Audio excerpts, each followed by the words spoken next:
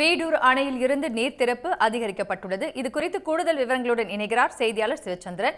சிவச்சந்திரன், தற்போது நீங்க எந்த இடத்துல இருக்கிறீங்க? மழை நிலவரம் என்னவாக இருக்கிறது? முழு விவரங்களையும் பதிவு செய்யுங்க. விழுப்புரம் மாவட்டம் விக்கிரவாண்டி அருகே உள்ள வேடூர் அணை முழு கொள்ளளவான 32 அடியில் 31 அடியை எட்டி தொடர்ந்துதான் இன்று காலை 12 மணிக்கு வேடூர் அணையிலிருந்து ஒரு மதகின் வழியாக சுமார் 500 கனஅடி தண்ணீரானது சங்கரபரணி ஆற்றில் வெளியேற்றப்பட்டன.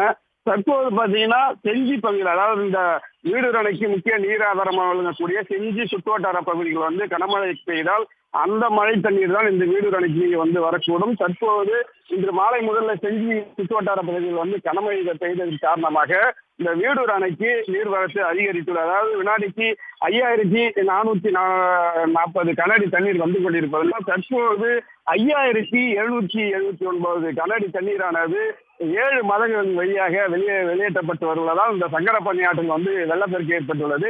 ஏற்கனவே கடந்த வாரமே இந்த சங்கரபரணி ஆற்று கரையோரம் உள்ள வீடூர், பொம்மூர், சிறுவை, கணபதிப்பட்டு, ரெட்டிக்குப்பம் உள்ளிட்ட 18 கிராம மக்களுக்கு மாவட்ட ஆட்சியர் ஒரு எச்சரிக்கை விடுத்திருந்தாரு.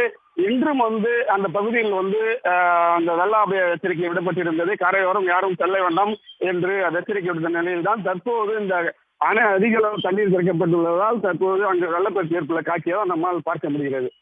உடனுக்குடன் செய்திகளை தெரிந்து கொள்ள சன் நியூஸ் பெல் ஐகானை கிளிக் பண்ணுங்க.